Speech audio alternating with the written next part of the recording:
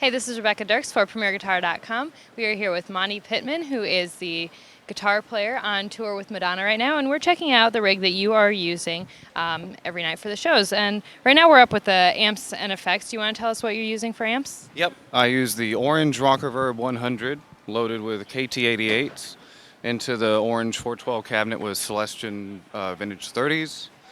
And I use a Fractal Axe Effects 2 that goes into that for all the effects. And with this thing, with the Fractal, if you haven't heard this yet, you have like almost 400 patches. I'm sure a lot of you know this, but it's incredible clean sounds, dirty crunches,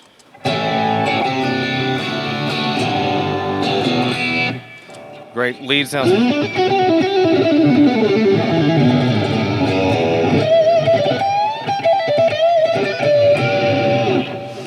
And then I took my orange and I've got an old JCM 800 at home, and I recreated that sound in the Fractal. So I recorded myself, and then I pulled it up in Pro Tools, looped what I had done, and then made a track. And it's great for, like, especially for a gig like this where you have all kinds of different sounds you have to recreate. And there's sometimes I'm playing and you're not hearing a guitar because I'm playing an actual synth with the keyboard players.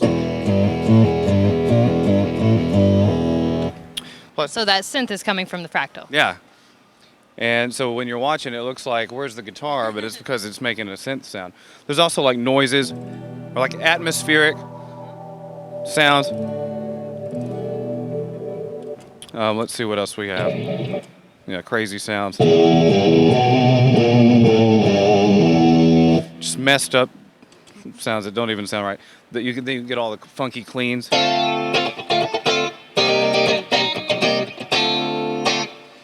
So tons of stuff. Definitely check one out. It's the guitar player's dream. That's one of the things I love about the orange, is that it sounds really good with any kind of pedals or anything that you have going into it. So you're keeping the orange pretty much set at one place and using the Axe effects, and then we'll talk about the pedals in a second for everything else. Yeah, if I'm using an amp sound out of the Fractal, then I'll just use the clean channel. But I also can use the boost channel to, there's times I have to get some crazy feedback and stuff like that. And you have a second one just as a backup over there? Well, I run them in stereo. Oh, okay. So you're running both heads, both cabs all the time? Right. All right. When you're setting up the Fractal, like how did you customize all those patches, like with your tech, or like how do you go through? Because you really have that really well dialed in with the MFC 101 controller there. So did you just sit down and go through patch by patch? Yeah, I tweaked everything as we went along. It's one of the fun things about it is right out of the box you want to play, and it's inspiring to play. And so I would just kind of make my own sounds. Some of the sounds I kept as they are. Okay. Like what are some of the standard sounds that you're using? Do you know? Let's see. Well, this one called "Still Got the Blues." I mean, there's nothing that needs to be done. That's not broke, so there's nothing to fix. All right. And then this is my signature guitar that's just come out this year. We debuted it at NAMM, and it's made by Jarrell. It's the MPS, Monte Pittman signature guitar. There's 3 models. There's one with a Floyd Rose, one with a stop tailpiece, and then the classic, which has Jarrell pickups in there. It's kind of like the entry model, I guess you could call it. MJ at Seymour Duncan custom made these pickups. It's the Dimebucker, the S7, and the P-Rail. And one of the cool features about this guitar is, I'll go back to the clean channel so you can hear it all. Okay, if I'm just, here I am just in the neck position. I'll go through all the different sounds.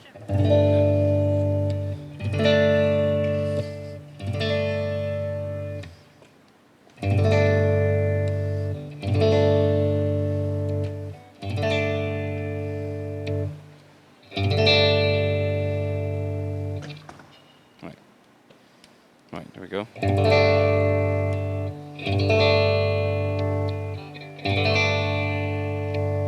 And then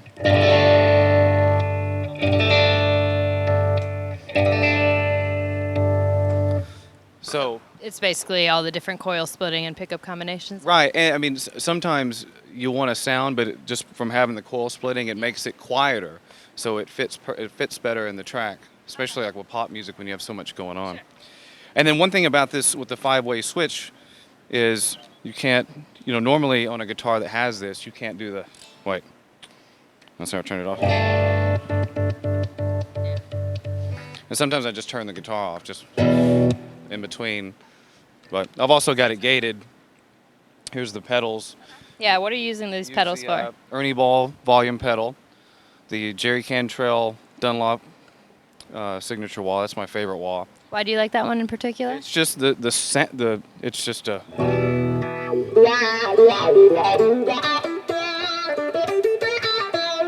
It's got a great sweep. And also another thing I like is I use this for riding. Let's see. Let's find. Is you can just set it at a certain. Say like it's inspiring to play a good like kind of filtered sound.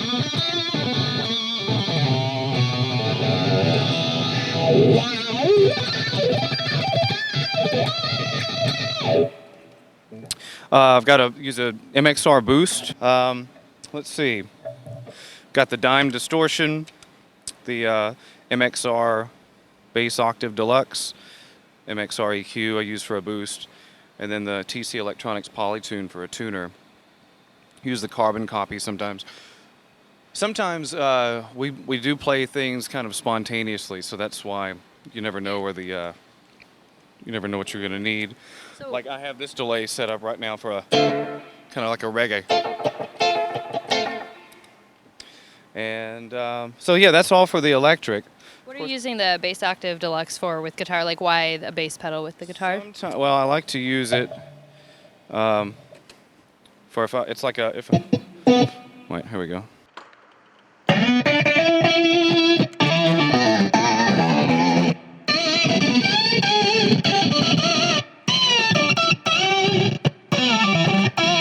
Also for the synth.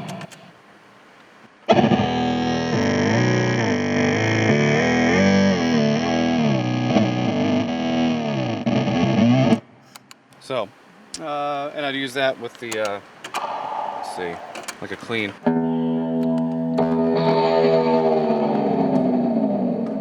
Like effects, things like that. Cool. For the acoustic, I use the Fishman Aura pedal, and Joe Barbieri from Fishman, the sound wizard over there, he took my acoustics and recorded them, so I have the sounds of my acoustics in this pedal. Great. And so that's pretty much it. I always have my copy of Premier Guitar Magazine up here while I'm waiting around for sound checks to keep up with all the gear. This is my latest album, Pain, Love, and Destiny. Keep a copy of that around, usually. I gotta keep it in case I need to learn the songs. So yeah, Dunlop picks, gotta have those. What gauge are you using for picks? 88s. And what are you using for strings? Strings, Diodario 10s. And you're using wireless units? Yeah, whatever they put on there, I don't even know what it is. What about your strap? This is a strap, this is made by Jarrell. Do you have all custom straps? No, this is a strap that he okay, makes. You can go to the Jarrell Yeah. Guitar website and find it for yourself. Sounds good. Well, should we hop downstairs and take a should look hop at these downstairs. beautiful, beautiful boats of guitars? Absolutely. You have a lot more guitars to talk about, so let's start here and talk about what you're using. Yeah, well, this is it. This is one of them, and this is actually the prototype for that guitar. It's made by Jarrell Guitars, the Monte Pittman MPS. This one actually has more switches because, we were passing the ball back and forth, figuring this thing out. So you showed us the switches and actually how they sounded up there. You wanted to just tell us real quickly what each of them let me does. show you on this You can show them on the one I'm wearing. Okay, yeah, so right here, we're using the Dimebucker. Seymour Duncan made these pickups. We're using the Dimebucker, and then you can cut the coil in half. Right here, I'm using the full thing, the full pickup. Right here, I'm only using half of it, and then I'm using this half. And then you can take all that out of phase. Right here, you have the S7, and then here you have the P rail, And if I'm here in the middle, I'm getting the full pickup. If I go here, I'm just using the P90. And if I'm here, I'm just using the blade, the single coil. And then you have an on-off switch too, so you can just do the Ace Frehley trick. Which we heard very Which you have nicely to do. up If you there. play guitar, you got to be able to do that trick. Got to be able to do it. All right. So what else are you using then? All right, so for acoustics, this is the Bourgeois OMS. This was actually made for the NAMM show, actually his Winter NAMM sample, and this is Peruvian rosewood, which Dana Bourgeois says is actually kind of an in between mahogany and a rosewood, but And definitely this is like one of I think he makes the best acoustic guitars I've ever heard.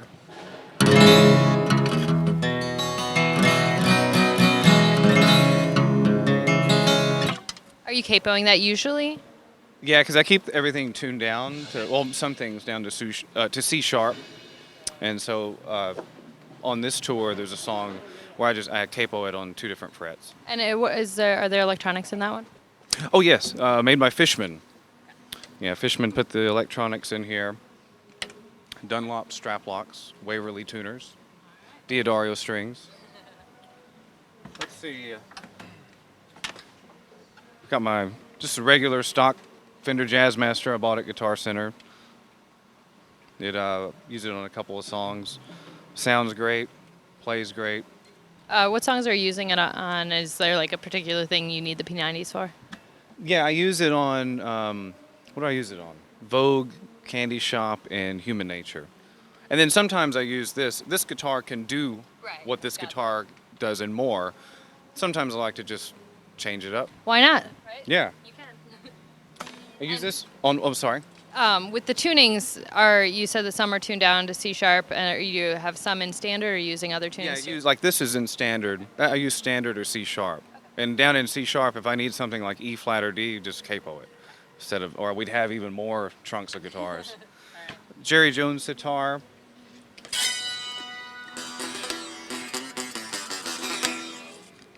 I use it on one song. Which is? I'm a Sinner. It's on her new album, MDNA, which you should all own. If you don't already. You probably don't want to see this one. I do want to see this one. I've been waiting to see this Gibson one. Melody Maker. I've had this for a few years. I play this on Like a Prayer. And other than the obvious modifications, it's just a regular stock melody maker? Yeah, this is a Bill Lawrence pickup. Got a good crunch to it. It's a good recording guitar, a good kind of dry, get that kind of a clean kind of a crunch out of it. Let's see what else we have here. This is the MPS this is the classic stop tail piece. And by the way, these have my logo on the back. Okay. So you need that on your guitar. Let's see. And that one had the Jarrell pickup in the middle, the single. Yes, correct. This is a Bourgeois Ray LaMontagne model. This is actually number 3, and there's only 33 of these made.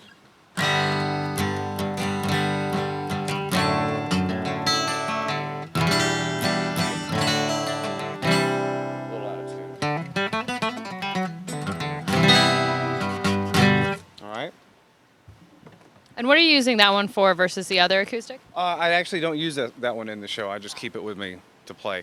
Because I play solo shows on days off from this tour. Nice. So, and sometimes I can have my band out with me. Sometimes I can't. So I just do a solo acoustic show. Gotcha. Same with this. I just got this. This is an Alhambra. Let's see, which one is this? The 5PCW. Just got this.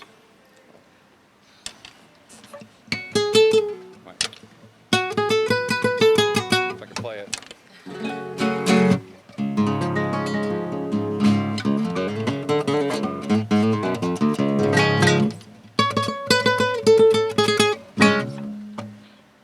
But I love the rosette here. Yeah, it's beautiful. And these are made in Spain. This is like a real deal classical guitar, but it's, it doesn't cost you what some other ones would. Sure. And smell that. Smell that. Smell good? It smells very good. Smell that. In the drawer, I have strings and bags of picks. Kleenex and tape. I don't know why that's not mine. I've got, let's see, what do we have in here? Extra tuners. That's the violin players. He keeps his Kleenex in there. I've got a drumstick, Mr. Brian Fraser Moore. Yep. Cool. I don't know how interesting that is. This is the fractal unit that Madonna uses. Notice she will kick your ass. I made that patch for her. She didn't like it at first. She said, "I'm going to kick your ass if you don't get that right." And so the tech is triggering those. Tommy Simpson was just here. He appears, and there he is. There he is. I didn't want to get in the way now. This is Tommy Simpson, guitar tech, best guitar tech in the whole world right here. He takes care of all Madonna's stuff. This is her #1 Les Paul, which you've seen on every tour that she's played guitar on. This is one of the best Les Pauls I've ever played. There's just like some magic. Do you know what year it is? It's a 96. Well, no, wait, not that early. I think it's a 2002 is when she got it. It's very stable. It's a really good guitar. Just stock pickups in it? Those have been custom wound by MJ Force. It's basically an Alnico 2 that's a little overwound. Yeah, and it sounds really good in her hands. Her hands tend to sound a little darker than mine or Monte's. So we want to have a little bit more presence, something a little more forward sounding, so it doesn't sound so muddy when she plays it. So it works. It balances out well. Great. This other stuff is just if we need to sell a guitar on the road. Okay. All right. And with the fractal, what kind of patches are in there for her? Everything from something that you would hear on a Mr. record to a Beatles sound is there. It is. Try to keep it simple, not overcomplicate things. You've got 2 keyboard players, Monte covering a lot of ground, background vocals, so we don't want to have it too wet and too much. But in her hands, it works. You hear it. She plays, 3 songs she plays? Songs, yeah. And roughly there's 3 patches per song. And I'm down here doing the switching in real time, and she's up there playing her ass off. So, yeah. Awesome. Yeah, the first song she plays on is called "I Don't Give a," and that song, that's right when we were doing this song is when the Meshuggah Koloss album came out, and that's all I could listen to, and I was inspired by that. So I made that patch for that song based on that, and then the second song she plays is "Turn Up the Radio," and we had just seen Van Halen and Alan Holdsworth, Right. Yeah. and so he did that one, inspired from that, because there's a lot of swells and Right. stuff like that. We took like a Dumble, which she probably has no idea what that is, but it's a really good sound and amplifier. Never underestimate That, her. and then we did this 8-bus chorus, real wet, lush volume swell thing, which kind of paying homage to Alan Holdsworth, and then this kind of doubled, believe it or not, Mr. sound. It's really wide sound. It sounds great. It sounds really good. It was fun. And then the third song, "I'm a Sinner," was very like Patti Smith, CBGB's kind of just a clean, raw sound. Very cool. Awesome. Well, I think that pretty much wraps up the rigs back here then, huh? Yeah, it does. I really appreciate you guys taking some time to Thank show us you around. so much. Proving that even on one of the biggest pop tours in the world, there's a ton of guitar geekdom happening behind the scenes. So Yeah, you wouldn't believe. Sometimes. I don't believe how much. I was like, "What? That's not a guitar on that song." They're like, "Yeah, listen." I was like, "Why do you have it so low in the mix?" cool. Well, thank you very much, guys. Thank you so much. This is Rebecca Dirks for PremierGuitar.com.